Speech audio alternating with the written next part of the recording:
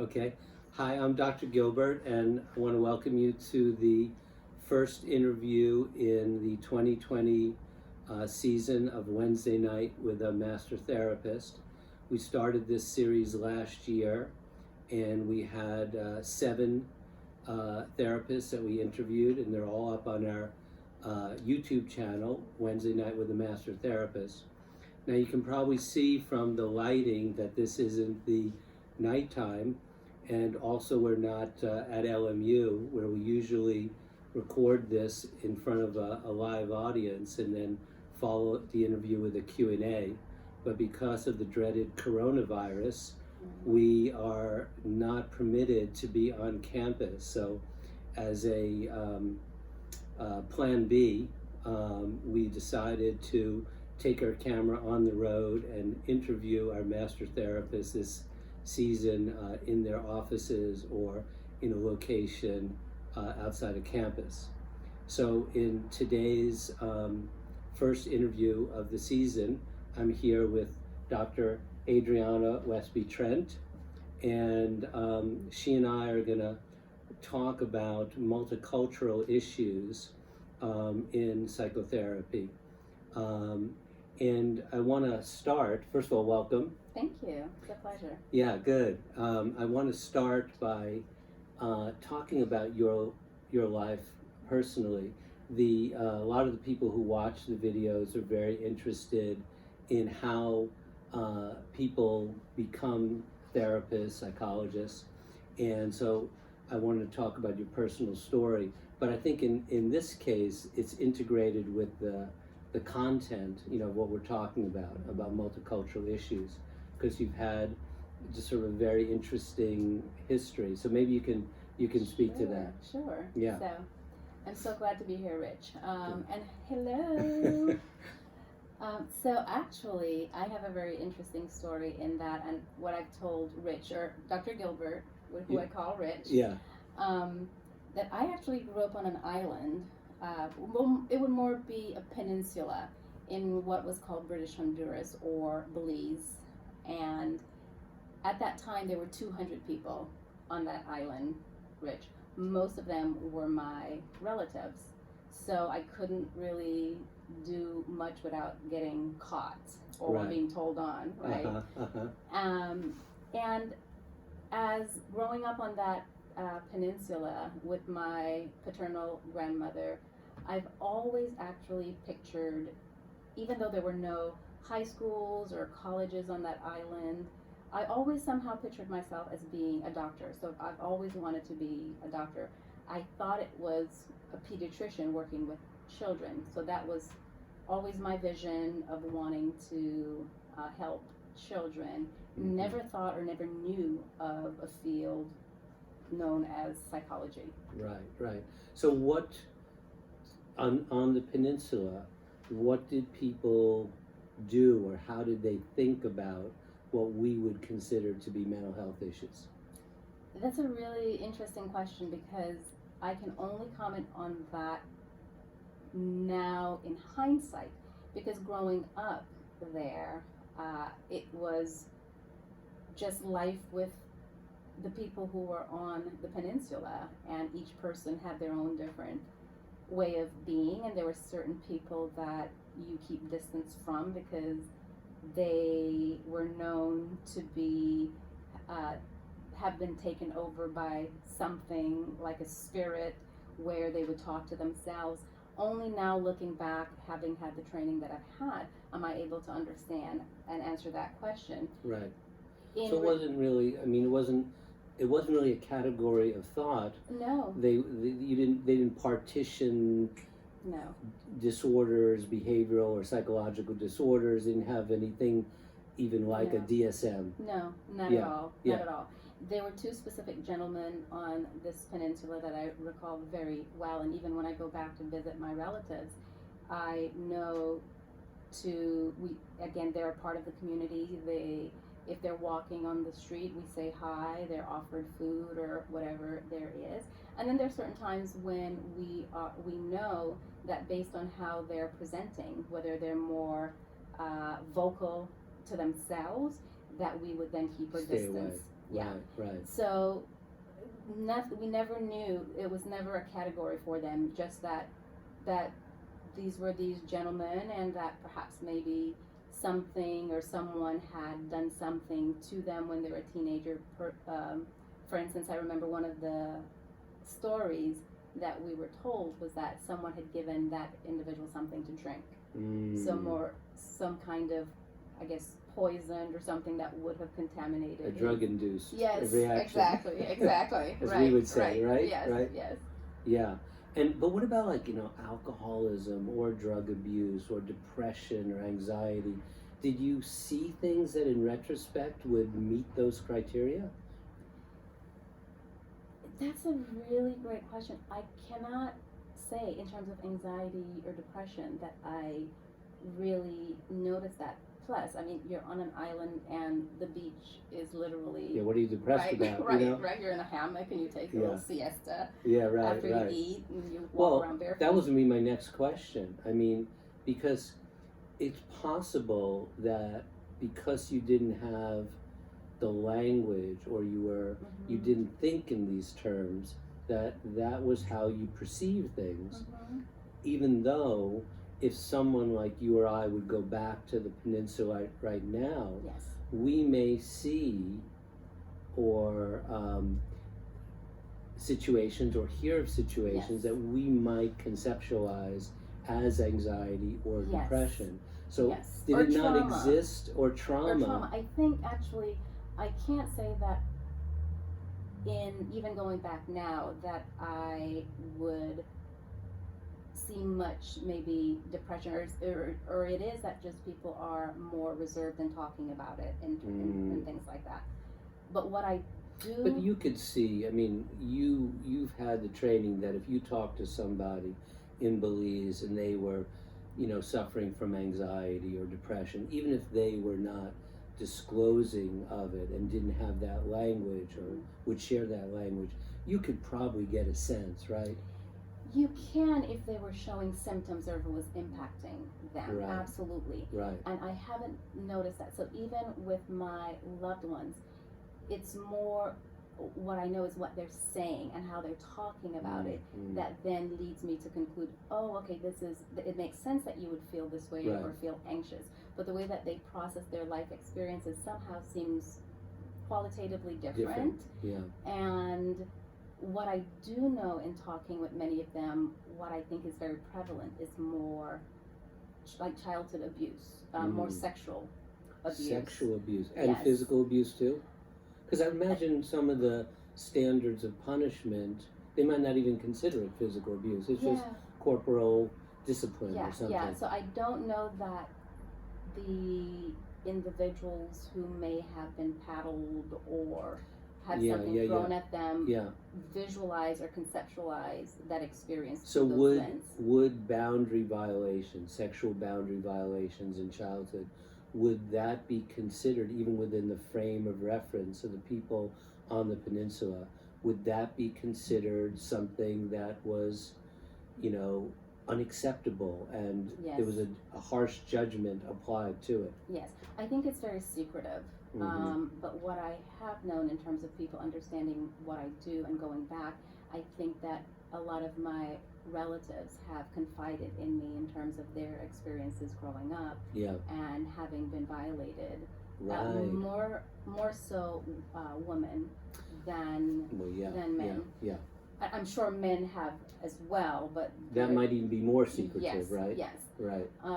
But I do know that has been the one thing that I think has stood out to me and has actually been shocking to me is the level of childhood sexual abuse that my relatives have disclosed, and how they're so insightful in the way that they've kept this secret for so long in terms of the family composition and having to take care of the family, and yet able to make sense of all of this, of why they did what they did. It almost feels like it's compartmentalized or put in its own little box, and yet they're able to look at it and reflect on it and talk about, well, this is why I may have had difficulty with commitment with a certain person, or this is why I'm having difficulty in this relationship. So they can see it in those developmental terms. Yeah, even without formal But therapy. you said, just kidding, but maybe it wasn't kidding, that pretty much everyone on the peninsula was part of your family. You were Yeah. related in some way. So if people were in this kind of insular world, the issue, I mean, would they date people from their extended family, or would they go off the island? It was a big joke. It was a joke. It was a joke for a while because cousins were marrying cousins, and I think as people began discovering this peninsula and immigrating Yeah. and settling there, then of course the genetic pool grew. And you had other options. Yeah. And I recall probably about, well, my daughter's now 18, so when she was probably about 1 or 2, we took a trip there, and there was a what we call like a talent show in the community center. Yeah. And there was a joke that was made about how we've grown as a society that we don't have to marry our first cousins. Wow. At that time, my second cousin was involved with my second cousin, and she was like, ouch. Yeah, exactly. But so of course, Yeah. I think it's still sometimes, but rarely now. occurs. Yeah. Well, anyway, it's still very, very interesting, you know, because part of it is a language and a conceptual perspective, Right. you know, that's different. But part of it you're saying is that there may be something on a more objective level or social level that people knew each other, that there was truly a village and really an extended family, and maybe some of the forms of what we call psychopathology or disturbance that we see all the time really are cultural manifestations, and that there's a big part of it is just the world we live in. Yeah, or I think perhaps maybe I also look at stressors, right? Because I look Right. at growing up in a community, and I'm very grateful for having had that experience, because I feel coming here to America in this world that is constantly just going, and it's so difficult to live in the moment. I feel like the first 16 years of my life, it was all about just right now, and you're without shoes and you're going And the to social school, support, and the which social has been fragmented Yes, so much in yes, our society. yes. Yeah. So I do think that there are a lot of the stressors that are here in America that was Mm-hmm. limited or absent from that community environment in which I grew up, which I do think have a big impact on the manifestation of anxiety, depression, and all of the other things that we see. Right. So, I mean, in terms of the theme of the lecture, in a way, what we're talking about is a kind of multicultural view on not just the recognition, but on the origin of psychological disturbances, that there's a cultural component of that. And then you were also, when we chatted before the interview, you mentioned that people had different understandings of where disturbances came from. Okay, they accepted the differences among people. Right. But what was the sort of ideological kind of theory if somebody was having disturbance? I think it was mostly on a spirit. I would imagine it's more spiritual. You would think that someone. I recall when I was probably about 12 years old, someone had stolen something from me, and the partner, my dad's partner at the time, decided that she would take me to a witch doctor, and then there were these different things that were done in terms of lighting of a candle, Right. and different. Like in Cuba, they had to call them the Santerias. Yes. Magic and Right. not exactly voodoo, but there's some mysticism and Yes. that kind of. Yes. Was there a voodoo sort of element to it? Yes, there Okay. absolutely was that, and that's why I'm conceptualizing it more as more spiritual. Spiritual, yeah. Right, in Yeah. terms of the origin of differences that would Yes. manifest in our, in the people that we knew. Yeah. So it was called obia. Obia. Obia. Yeah. Right. So in this environment where how we think of psychology and problems was so different, how did you ever move from that into a career as a psychologist? Right, my whole family thinks I'm nuts. Yeah. Yeah. No, I actually, it's interesting because I don't think that mental health issues escape much family at all. So that's very, in terms of my family, I have a brother who's about 3 years older than I am, and he graduated high school in, I think, 1987, 88, and all that he wanted to do was to go on to be in the military.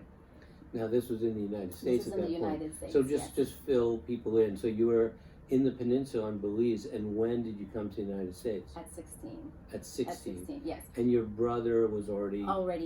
Already here. My mother had actually gone over earlier to try and have me come over, I think when I was about 11 or 12, but I was really attached to my grandmother as Yeah. my parental figure. Yeah. And so thankfully she understood that and made a really difficult decision to allow me to stay. Mm-hmm. However, when I was around 16 and I was probably in my second year of high school there, my grandmother and my mom made the decision that it was time for me to leave the peninsula, because they always knew that I wanted to be a doctor, and that would not be something that I would be able to accomplish. Were you educated in English in Belize or in Spanish or both? No, Belize is actually the only English-speaking country in Oh, it Central is? America. Yeah, once British Honduras. Oh, okay. So we were educated, I would say, in what we call patois, or broken English. Okay. So English was taught in the school as a formal class, Mm-hmm. which was really difficult for me. Yeah. But yes, I could understand English, but actually speaking grammatically was. And your academic language, I mean, in terms of reading books, were they in English? Yes. Okay. Yes. So you had that academic Yes. language training. Yes. So was it so you came to the United States and then you were plunked into high school? Dorsey, Susan Miller Dorsey High School. Right on, Woo-hoo. Dorsey High School. Yes. Was that hard? It was difficult. Yeah. In terms of the content, no. Actually, I placed out of a grade. That's somehow very interesting that the learning on an island Right. was exceeded whatever the standards were. I mean, that's a different lecture. That is. Than what the standards were here. So I had placed out of a grade, and so when I came, I actually went directly into 11th grade. So I only did 11th and 12th grade here before going off to college. But my brother was graduating as I was actually going into high school, and all he wanted to do was to be in the Marines, which he did, I guess. There was some class or training for high school students that you can begin. And he was a citizen, so that he could be. You have to be a citizen to be in the Marines? I think you at least have to have your green card. Green card. Yeah. And so he had that. Yes. Okay. Yes. So after high school, he went into the Marines. I finished high school. I went off to UC Santa Barbara, and then I got married 2 years into my studies at UC Santa Barbara. Transferred to UCLA. At that time, my brother came back from the military, a very different person than he left. And he was there how long? So that would probably be about a couple of years. Couple of years. Yeah. And the tour was in Iraq? This was during the time of the Afghani War, The Afghani War. Yeah. Yeah. So when he came back from the military... Pretty much any time is part of the Afghani War, right? Yeah. It's a never-ending war. Right, that started then. So he came back a very different person that we did not at all recognize. And of course, at that time I had finished 2 years of college at UCLA on my pre-med track, because I still wanted to do that. And my mom, of course, made sense of it. Again, I can't even imagine being a parent and your kid comes back and you don't recognize them at all. She made sense of it as something that my father's partner, the same one that had taken me to see the Obia person, because my mom knew that she was into those spiritual or dark demonic magic. things, and was convinced that perhaps she had done something to him when he was back in Belize. Oh. Yeah, because he actually when I got raised by my paternal grandmother, that's who my mom wanted me to stay with when she immigrated to the United States when I was 2 years old, my brother was left with our dad. So he grew up with my dad and my dad's partner. Mm-hmm. And so my mom was convinced at this time Something that happened. something had happened and she had done something to him back then. That was just manifesting itself. That it was triggered, Yeah. basically, as we Yeah. would say, Yeah. by the stresses of the Afghan Yes. war, that the underlying vulnerability was imposed by this sort of black magic or something. Exactly. Wow, Yeah. it's so Yes. interesting. you Yeah, know? so that was the understanding. And for me, in terms of making that transition, it somehow, being at UCLA campus and learning all the things that I was learning just didn't seem to make sense to me anymore. And so I decided I wanted to go to my counselor, get some information about what was happening, kind of give him information about what was going on. And So is it help me. really driven by a desire, either a desire to help your brother or empathy To to understand. understand, Yeah. to understand, okay? Well, that, and then I dissected my first frog. Yeah, Then I was like, that'll yeah. do it. And I was like, no, I'm not doing. I'm dealing with the mind. None of Not it. doing biomed anymore. Right. But no, so I did go to my counselor, and they directed me to my first intro to psychology course, and I did a volunteer in that intro to psych course. We have to do a volunteer opportunity, and I did it at, I think it was, I don't even know if it's still around, McLaren Children's Center. Yeah, the juvenile detention center. It Serious was, place. Yes. Yeah. But somehow the going there on Saturdays and seeing those kids and hearing their stories just completely shifted, and a new passion. I knew I've always wanted to work with kids. Yeah. It just then shifted my gear towards psychology as opposed to more pediatric. And so then you went to graduate school where? And not right away. I still wasn't. So while I was like, oh, okay, yeah, this psychology sounds great. So I changed to psychology, graduated from UCLA with a psychology degree. I still wasn't really sure. I'm like, what is this therapy thing? This is different. At that time, it was now only 2 years that I'm completely shifting my whole life goal, right? So I'm like, not sure about this. So I actually took a couple years off and was teaching kindergarten. Loved it, loved the little kiddos. And then decided I wanted to, let me go back to grad school. Then I went to Cal State Northridge to do my master's. I specifically didn't do a terminal master's, which is, being able to get your MFT or your MSW so that you can practice. Yeah. Because I knew I wanted to go on to get my doctorate, because I always wanted to be a doctor. Right. But I still wasn't sure if I want to do the psychology therapy thing. Right. So I did that. And then I did my practicum at Child and Family Guidance Center, which is a DMH contract agency in San Fernando Valley, and loved it. Yeah. I fell in love with it. I met my first supervisor, Dr. Paula Bruce. Hey, Paula. She'll watch it. Love her. She's my career mom. An amazing, beautiful, talented, skilled Black psychologist. Right. And she completely changed the trajectory. And she was at the Child Guidance Center. Yes. And were there other women of color at that point at San Fernando? Yes. There were a few Latina psychologists. There, I remember Dr. Monica Kelson and at least another. So not many, but certainly. So there were some role models for you. Yes. Yeah. How do you think your experience would have been different, or would have been different, if there were no women of color, or maybe men of color? But there were no men of color. There were no men of color. No. Interesting. Okay, so women of color at that place. Do you think that things would have been different for you? That is a great question.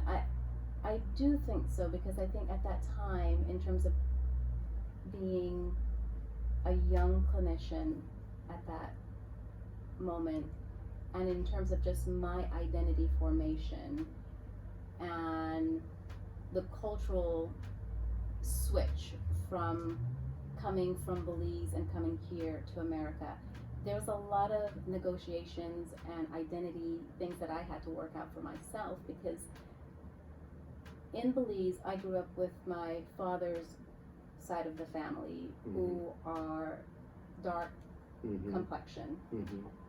As you can see, I'm lighter complexion. And so coming to America was very interesting for me in terms of, so what am I? Like, what's my race? What's my ethnicity? I went to a predominantly black school. I lived in a predominantly Dorsey was predominantly black. There was one white guy. There. Token white guy. Yes. Dorsey, the Dorsey white guy. High school. Yeah, yes. That's right. And that, I just trying to find what I never had to ask that question before. And it seemed like such an important thing in America in terms of identifying which racial group you're, you belong to. I never encountered that before. I was just... Well, you're an amalgamation of not just racial things, but certainly cultural things, linguistic things.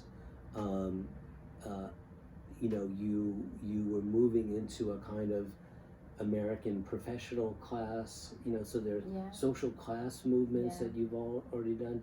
I mean, you are very, very diverse on multiple dimensions.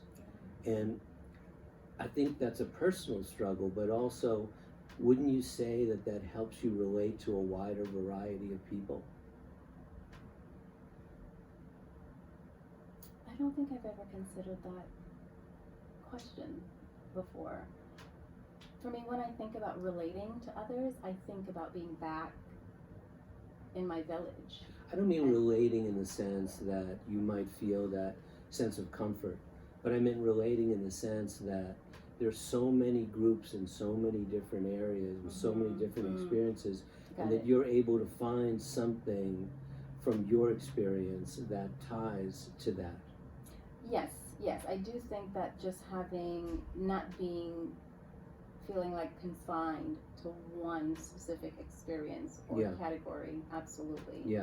But I did feel coming here, the struggle that I had, because I identify as African American and African Belizean American. Yeah, exactly. And I struggled because then I was light, and yet all of my relatives are darker. Yeah, like people I've seen from Belize or Honduras look more African American. Okay. So you're African, Latin, Caribbean, light skin. I have no Latin in me. I did my 23andMe. But I mean, Belize is considered part of Central America, right? Yeah, but it was British. So my lineage comes from British and African. So my dad is very much, if you looked at him, actually, we have a joke, because I have a picture of my dad in the dark, and all you see are his teeth. Right. So he blends in. Very dark. He blends in. But my mom is of Caucasian and Spanish origin. I see. So yes, I do have that blend. But my 23andMe came back. I was actually pretty shocked, because I thought, okay, so it'll be 50% Caucasian, 50% African. That's what I always thought. That's what I expected. It came back about 40% Caucasian, like 35% African, and the part that was most shocking to me was about 19% Native American. So I have, If only Elizabeth Warren could have gotten those results, she would have done a little better, But all right, so you're in the States, and you're shifting identities on all different kind of levels. Yeah. But that connection with Paula Bruce seemed like it was really powerful for you and really instrumental for you. Yeah. She, oh my gosh, we used, back then, this was back in like 1990. How old's Paula now? How old was that? How old's Paula now, do you think?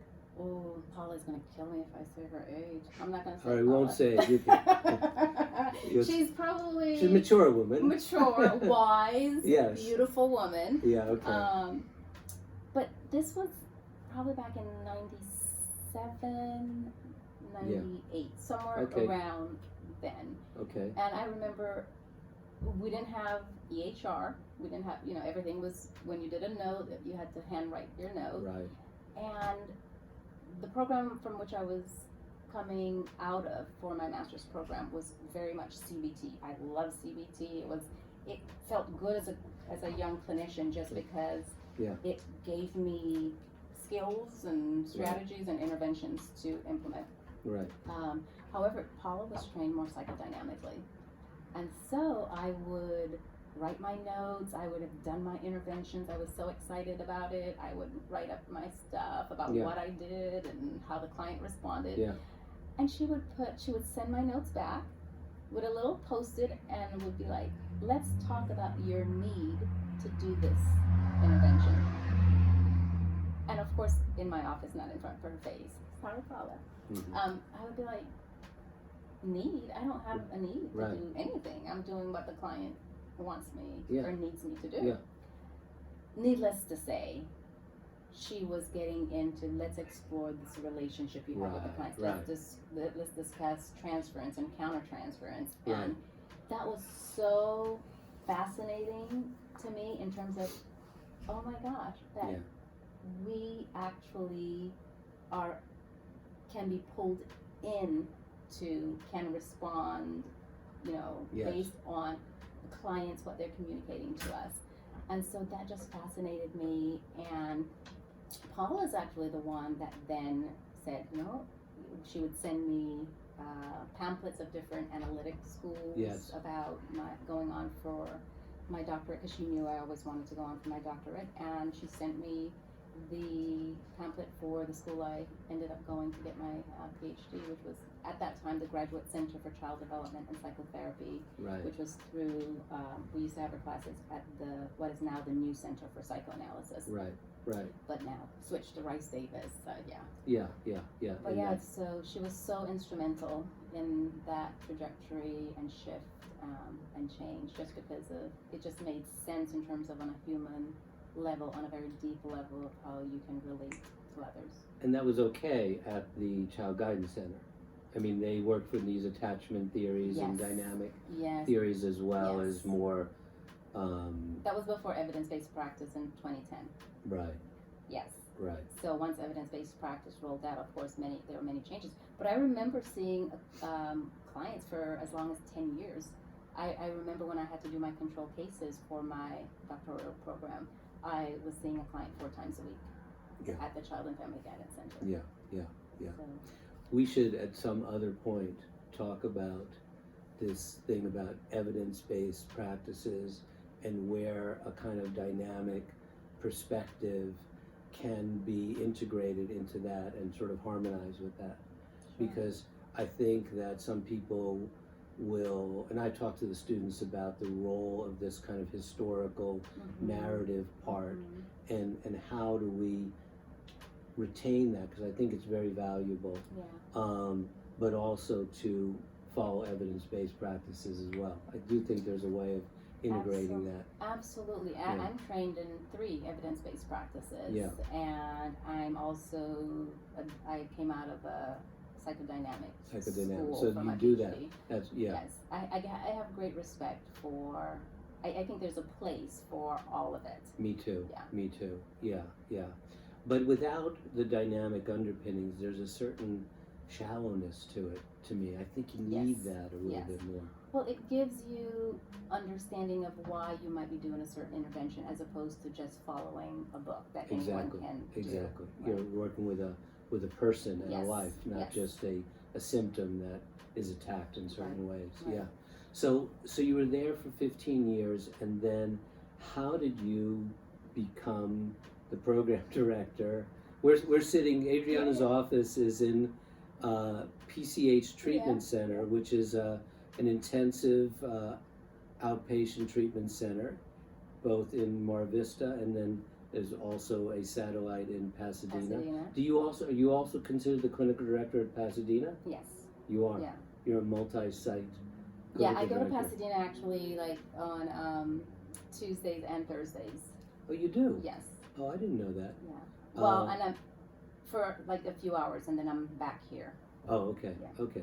So, anyway, bring us into that. How did you go from the Child Guidance Center to be clinical director at an IOP like this? It's one word. Paula. Well, two words. Paula Bruce. Paula Bruce again. So, no, Paula has always tried. You know, she had left the Child and Family Guidance Center. She was doing her own private practice in Beverly Hills. She pulled me along to do private practice with her in Beverly Hills. Hated it. Yeah. Just because it's just so lonely It is for me. lonely. I love. Well, you come from a big community. I come from you know? a village. Yes. Literally. And yeah, so, it's too isolated. Yeah, I couldn't do it. I did it for 3 years, and then but Paula would constantly send me pamphlets or job postings that she would think met my She knew you wanted to go someplace. No, I wanted to go nowhere. I was quite happy at Child and Family Guidance Oh, Center. oh, I see what you mean. I thought you meant you were happy with private practice. You weren't. You're at Child Guidance. Yeah. You did some private practice. Yes. That wasn't right. Yes. And she wanted you to take another step. Yes, she somehow, I think she saw in me more that she felt that she wanted. Well, you know, the old great family therapist Carl Whitaker once said, he wrote this paper called Midnight Musings of a Family Therapist. And in it he said that one of the roles of a therapist is to develop an image of what the person can be and connect with that and hold that before the individual can hold it for themselves. And that's beautiful. And she had that for you. She had that for me. And that's what we have for our clients. That's right. Right? That's what you're saying. Is Yes, it's almost a quality of all therapy that the therapist has to see that. Whenever I work with someone, I sort of do what I call a trajectory analysis. Like, what is the worst case scenario? You know, we know where we're at here. If this doesn't go well and their life doesn't go well, where are they going to be? Right. And then where, you know, taking their qualities and their things that they have, you know, to bring to the world. If they optimize that, where could they be? And to try and hold that for them. Yeah. And for me, I guess. Yeah. You know? That makes sense. Yeah. Right. So it was. She did exactly that. She somehow, before I could hold that for saw myself, you she saw what you could become before you did. Exactly. Yeah. And so she kept sending job postings that she thought matched, and of course, I would look at them. I was quite content in my village at Child and Family Guidance Center. Loved the people there. And then 2010 happened where evidence-based practice rolled out and changed complete practice.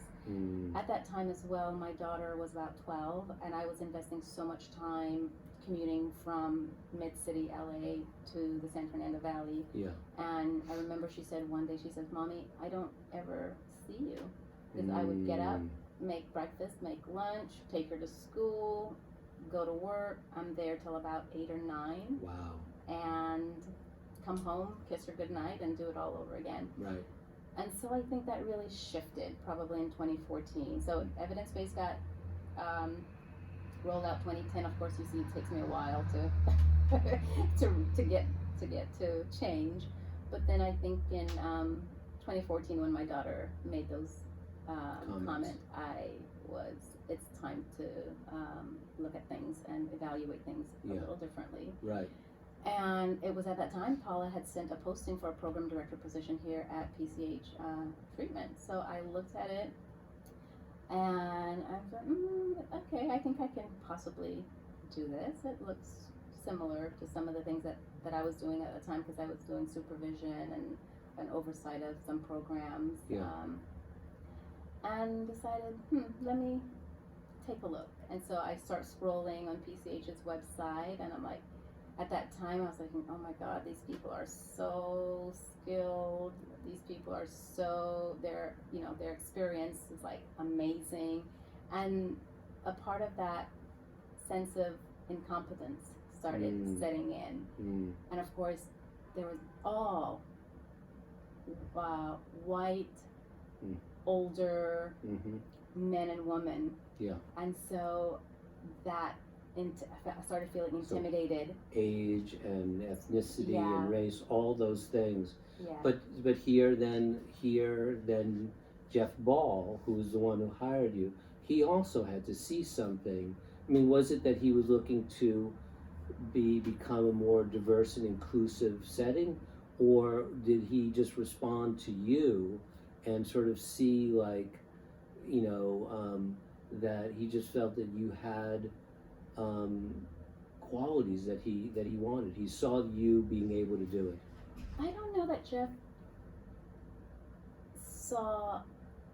Jeff is very respectful and inclusive, but I've never felt as though that was ever a factor, a consideration at all. He just saw you as a person, and he wasn't like making some self-conscious decision that he wanted to get more diversity in the administration. Not at all. Yeah. So even before I came on as clinical director, as program director, and scrolling through the website, the last picture on that website was a picture of a Black woman that so happened to be my cousin from the village. I mean, like, how crazy is that, right? That is ridiculous. Talk about serendipity. Yeah. And so I was like, oh, but no one on the peninsula that I grew up on knew me by the name of Adriana, which is my legal name. Yeah. Or by my married name, Trent. So I decided, Shauna's there. Okay, it has to be. These people has to be. Okay. They have to be okay if she's working there. Village certification. Exactly. Yeah. So I was like, okay, let me submit a resume. So I submitted my resume, and of course, then I called Shauna, and was like, okay, I just applied for this position. And then Shauna called me back. She's like, girl, Jeff, the owner, was asking about who knew this person earlier today, and I was like, I have no idea who this person is, because she never knew me by those names. So, but now you're a program director, which is a position of authority, but now you're the clinical director. So now you have to have administrative oversight about all of these therapists that once intimidated you in a way. And now you're kind of like overseeing them. And I think that's a very unusual position that you're in. You know? Do you ever? I'm gonna say no. You can curse on this. We're fine. How has that been? I mean, do you? It's been.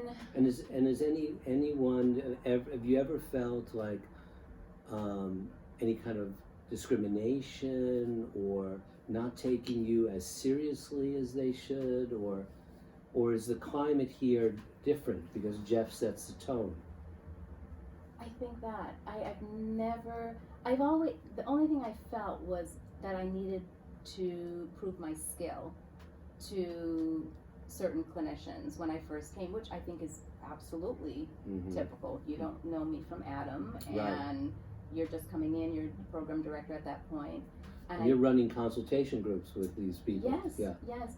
So I think as a program director, people started to trust me. I started forming relationships with the different clinicians that were working collaboratively with the clients that I was overseeing at that time. And then about maybe 4 years ago, the clinical director position became available, and Jeff somehow came to me. I knew what he was coming for because HR at the time told me, and so I hid from him for about 6 hours that day. Where's Adriana? Right. Yeah. He had to send someone to find me because I was so scared rich in terms of like, I was quite content being the program director for the OCD and anxiety clinic. I had my 10 clients that I needed to manage and oversee. People keep pushing you ahead, Well, I think you've done an amazing job here, and it's been great to see you in this role. I have one last question. Sure. And this is, and we talked a little bit about this too. What do you think about this proposition that some people put forth that like must cure like, that the therapists need to share some kind of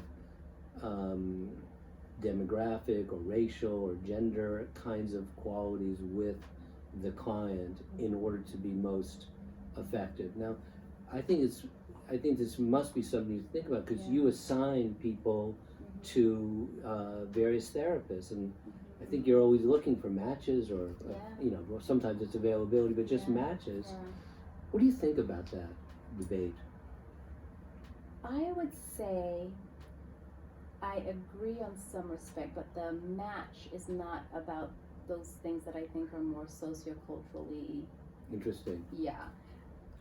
I am looking for a match. I'm looking for, I think, something that's more a core kind of, I think all of us want to be accepted and belong and to be understood and seen.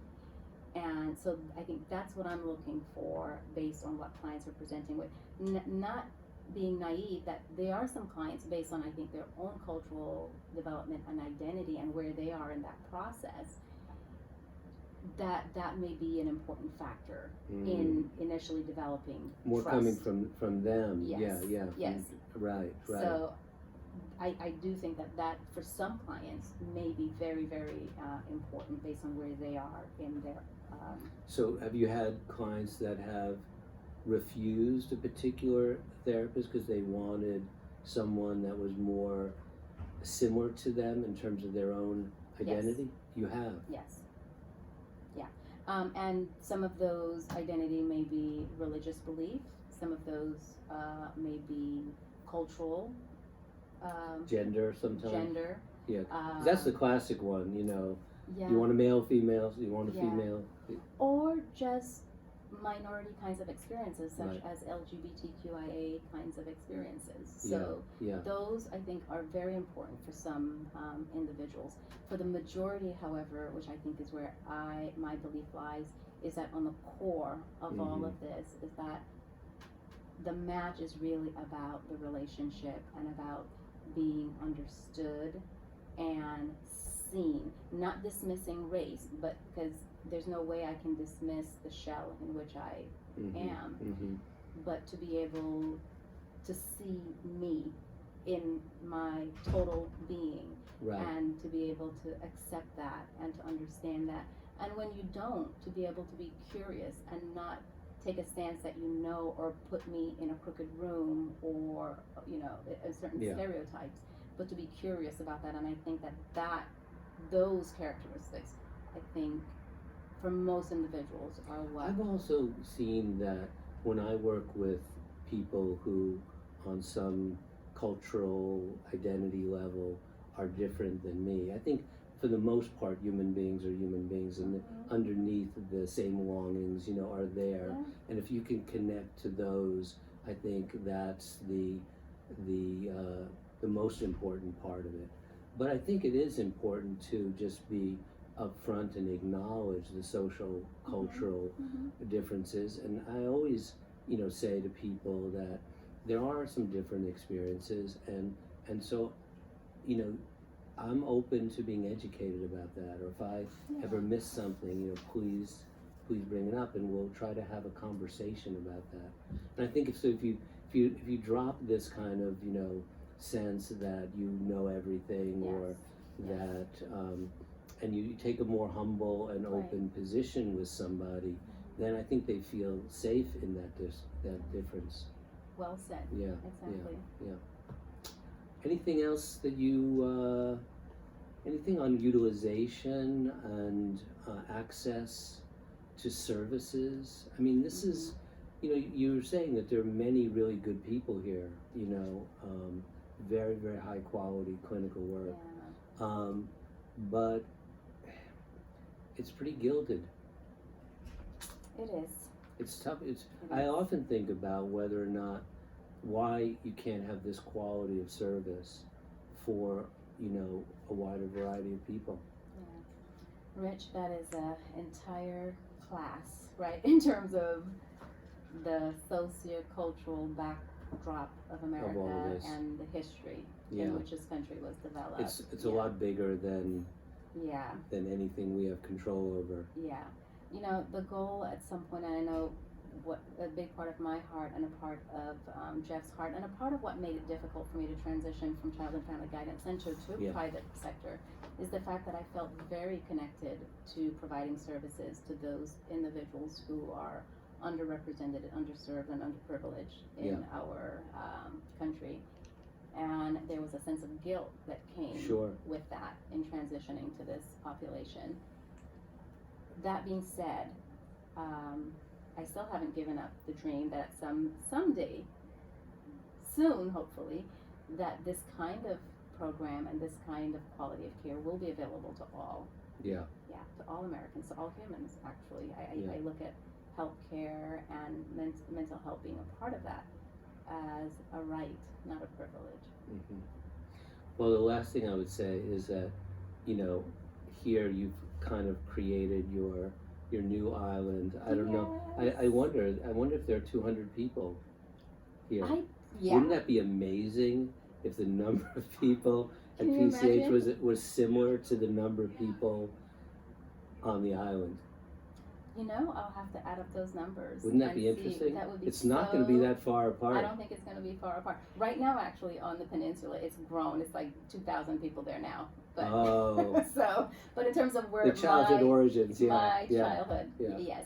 No, this is absolutely, truly my island. It has become my family.